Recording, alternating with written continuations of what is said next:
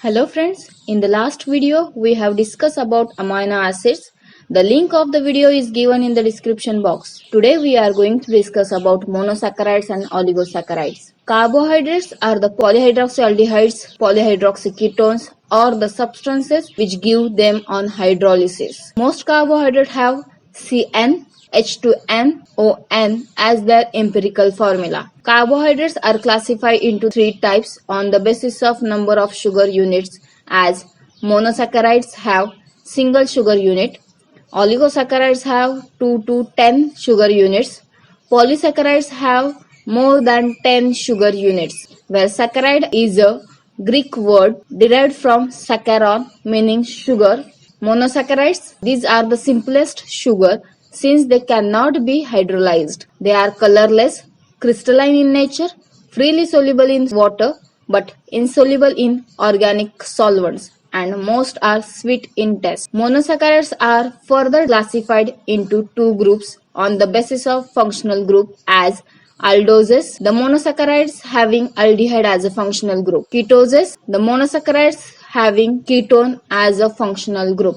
Aldoses have aldehyde group at one end while the ketone group is present at any positions other than the ends. Still another criteria, that is number of carbon atoms in a sugar, is used to classify monosaccharides into trioses, the monosaccharide having 3 carbon atoms. The monosaccharides having 4 carbon atom is called tetroses. Pentoses, the monosaccharides have 5 carbon atoms. Hexoses, the monosaccharides having 6 carbon atoms, while heptoses, the monosaccharides having 7 carbon atoms. The example of aldotriose is glyceraldehyde, while the example of ketotriose is dihydroxyacetone. The example of tetroses having aldehyde as a functional group is erythrose, threose, etc. While the example of tetroses having ketone as a functional group is erythrulose. The example of aldopentoses is the ribose, 2'-deoxyribose, xylulose, arabinose, lysose, etc. The example of ketopentoses is ribulose, xylulose, etc. The example of hexose having aldehyde as a functional group is allose, altrose, gulose, idose, talose, glucose, mannose, etc. While the hexoses having ketone as a functional group is fructose, sorbase, tagatose, etc. The example of aldoheptoses is L-glycero-D-manoheptose, while example of ketohexose is pseudoheptulose, etc. All monosaccharides except dihydroxyacetone have chiral or asymmetric carbon atoms. The number of chiral carbon atoms in aldoses calculated by using number of carbon atoms minus 2. The number of chiral carbon atoms in ketoses is equal to number of carbon atoms minus 3. Thus glyceraldehyde and aldotriose have one chiral carbon atom, while dihydroxyacetone is a ketotriose, does not have any chiral carbon atom. The number of enantiomers is equal to 2 raised to n, where n is equal to number of chiral carbon atoms. The number of enantiomers of glyceraldehyde are 2, while dihydroxyacetone lacks stereoisomers. The optical isomers shown by monosaccharides are called enantiomers. Fisher projection formula is used to represent three-dimensional structure of sugar on paper. The enantiomers like dextrorotatory and levorotatory are designated by using glyceraldehyde as reference. The aldohexoses having 4 chiral carbon and 2 raised to 4 means 16 enantiomers. Among that, 8 D isomers and 8 are L isomers. However, living organisms have mostly D isomers due to adaptation of their enzymatic machinery to process D isomers. Two sugars differing in configuration around one carbon atom are called epimers. Thus, D-glucose and D-mannose are epimers at C2, while D-glucose and D-galactose are epimers at C4. Aldotetroses and monosaccharides having 5 or more carbon atoms occur in cyclic form in aqueous form. Cyclic forms are produced as a result of reaction between carbonyl group and oxygen of hydroxyl group to form hemiacetal and hemiketal. Hemiacetals and hemiketals have additional chiral centers. For example, glucose forms cyclic structure by forming a bond between C1 and C5, forming two stereoisomers, that is alpha and beta.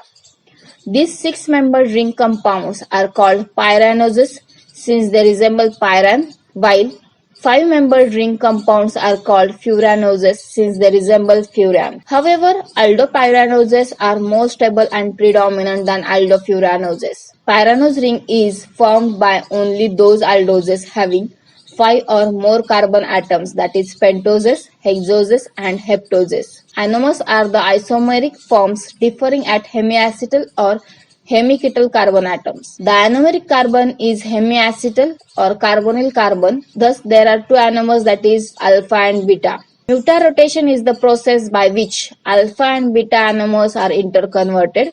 Thus, in an aqueous solution of glucose, 1/3 is alpha D-glucose and 2/3 is a beta D-glucose and small amount of linear and glucofuranous glucose. After some time, this ratio gets altered. Ketohexoses like fructose also form cyclic pyranose or furanose ring with alpha and beta anomers. The predominant form is beta D-fructofuranose. Six-membered pyranose ring is not planar. Derived sugar like N-acetyl glucosamine and N-acetyl muramic acid are present in bacterial cell walls.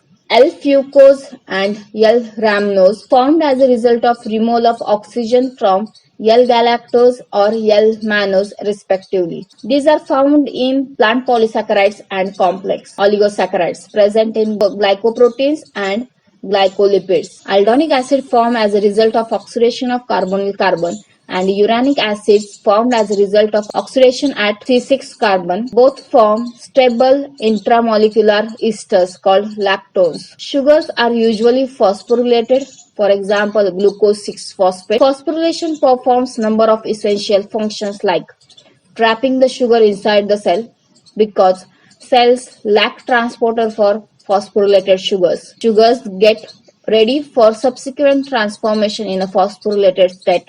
Phosphorylated sugars are important component of nucleotides. Reducing sugars are the sugars that are readily oxidized by mild oxidizing agents like ferric or cupric ions. The carbonyl group of reducing sugar is oxidized to carboxyl group. This oxidation of sugars by mild oxidizing agent is used to detect or measure the level of sugar in solution in Fehling reaction. This test is used in the past to detect diabetes mellitus.